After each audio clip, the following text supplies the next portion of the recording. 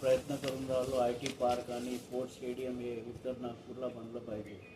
त्याकरता आमच्या हे पत्रव्यवहार सुरू आहेत आणि त्याच्या आम्हाला असं वाटते की आम्ही म्हणजे राईट मार्गावर जाऊन राहिलो आणि ते जे इथले जे ॲडमिनिस्ट्रेटिव्ह वगैरे आहेत जे चालवतात त्यांना पण वाटून राहिलं की हा मुद्दा चांगला आहे आणि हा झाला पाहिजे. कारण की याच्यामुळं कसं होईल की आजूबाजूचे जे डिस्ट्रिक्ट आहेत त्याच्या पण याच्यामुळं डेव्हलपमेंट होईल आणि जे मुलं वगैरे तिथं ट्रेनिंगला येतील त्यांना एक नवीन शिक्षण मिळेल त्या स्पोर्ट्स स्टेडियममध्ये आणि ते आपले इथं ट्रेनिंग घेऊन बाहेर त्याचं हे प्रतिभा दाखवून ते आपलं महाराष्ट्राचं नाव रोशन करतील.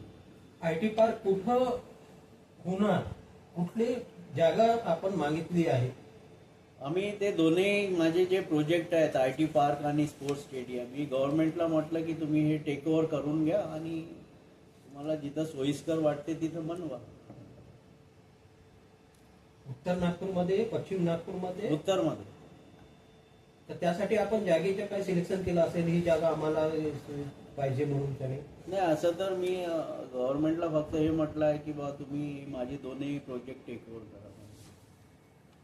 त्याकरिता जागेची पाहणी तर करावं लागेल ना, महत्वाचं. गव्हर्नमेंट आम्हाला म्हणेल तर मग आम्ही त्या प्रकारे त्यांना सहकार्य करू.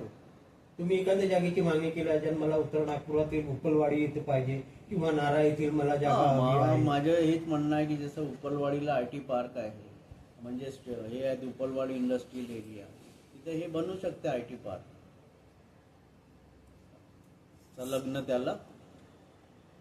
सर काय सांगणार आहात, कोणाकोणाला निवेदन दिलेले आहे तुम्ही?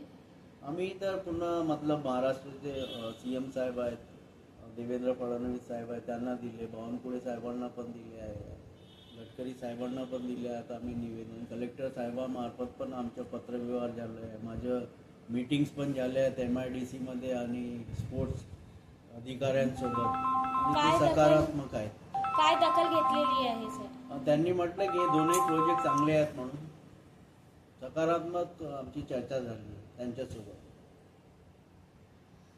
सर पुढचं पाऊल काय राहणार आहे आणि काय? पुढचं आमचं असं आहे की आम्ही पत्रव्यवहार करत राहतो. मागं आम्ही खूपच गंभीर बाब आहे की मागं आम्ही जे ॲडव्होकेट आशिष जयस्वालजी आहे यांना आम्ही रिक्वेस्ट केली होती की बाबा आमचं असं असं हे उत्तर नागपूरमध्ये एक IT पार्क आणि स्पोर्ट्स स्टेडियम बनलं पाहिजे, याकरिता आम्ही त्यांना ज्ञापन दिलं होतं आणि ते बावनकुळे साहेबांना त्यांनी पत्र दिलं होतं तसं की यांना निधी आणि जमीन उपलब्ध करून द्यावं म्हणून. पण मागच्या मला असं माहीत झालं की ते पत्रच तिथं नाही आता बावनकुळे साहेबांच्या ऑफिसमध्ये. कुठे गेलंय ते पत्र? त्याची आता ते आम्ही त्यांना विचारपूस केली आहे, ते म्हणून राहिलो बघतो ऑफिसचे जे बी कर्मचारी आहेत तिथे.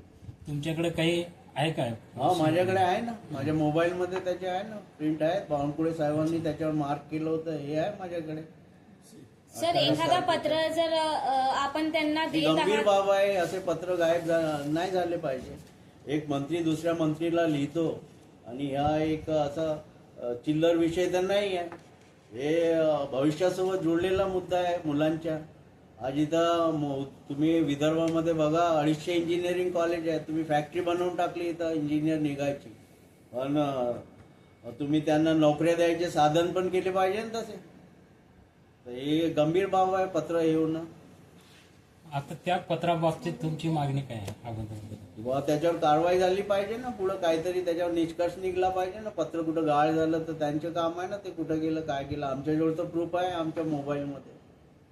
काय वाटते तुम्हाला याच्यावरनं की बावनकुळे साहेबांनी यावरती या प्रस्तावावरती त्यांचं लक्ष केंद्रित न करण्याचं कारण असू शकते? नाही असं तर नाही मी म्हणणार, कारण की बावनकुळे साहेबांनी त्याच्यावर मार्क केलं होतं की त्यांना आपल्या OSD साहेबांना पण दिलं होतं माझ्या समक्ष 28 तारखेला. तर ते तर सकारात्मक आहे. काय उपलवाडी ही इंडस्ट्रीज एरिया आहे. उपलवाडीमध्ये उत्तर नागपुरातील अनेक तरुण त्या ठिकाणी कामाला जातात आणि उपलवाडी जर बंद झाली तर उत्तर नागपूरचे जे विद्यार्थी आहेत, जे लोक कामाला जातात, ते बेरोजगार होतील. यावर तुमचं काय मत? नाही, असं तर बंद नाही झालं पाहिजे कोणती इंडस्ट्री, कारण की हे रोजगाराचे साधन आहे. आणि आम्ही अगर असं बंद होत असतील काही इंडस्ट्री तिथून बंद करून जात असतील इंडस्ट्रियलिस्ट, तर आम्ही माननीय मुख्यमंत्र्यांच्या निर्देशात आणून देऊ की बाबा हे का असे सोडून चालले तिथं म्हणून. तुम्ही तेथील जागेची मागणी केली आहे तर ती साहजिकच आहे, ते बंद होईल.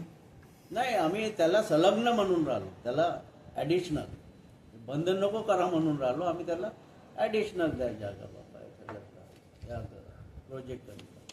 मग आमची हे पण मागणी आहे की जे बाबासाहेब आंबेडकर हॉस्पिटल आहे त्याच्या GR निघाला आहे 2023 आणि सरकार त्याच्या GR क्लिअर मेन्शन आहे की 615 खाटाचे रुग्णालय आणि अनुसंधान केंद्र हा GR आहे 20/11/2023. तर माझी मागणी अशी आहे की जेव्हा गव्हर्नमेंटनी 575 करोड रुपये दिले आहेत तर हे काम का नाही सुरू झालं अजून.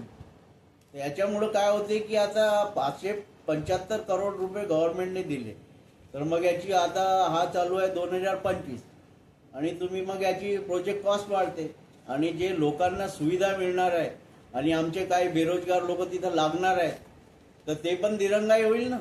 याला जिम्मेदार कोण आहे, याला जिम्मेदार कोण आहे. मी जसं GMCच्या डीन साहेबांना विचारलं, त्यांनी म्हटलं की NMRDला आम्ही हे पूर्ण काम दिलं आहे, ते करतील हे.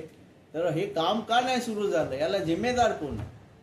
आमच्या याच्याबद्दलही मागणी आहे सरकारला की लवकरात लवकर ते काम सुरू झालं पाहिजे बाबासाहेब आंबेडकर हॉस्पिटलचं, जेणेकरून रोजगार पण उपलब्ध होईल आणि तिथल्या लोकांना मेडिकल सुविधाही पण मिळेल. आणि दुसरा आमचा हे पण मुद्दा आहे की जे सोशल वेलफेअर ऑफिस हे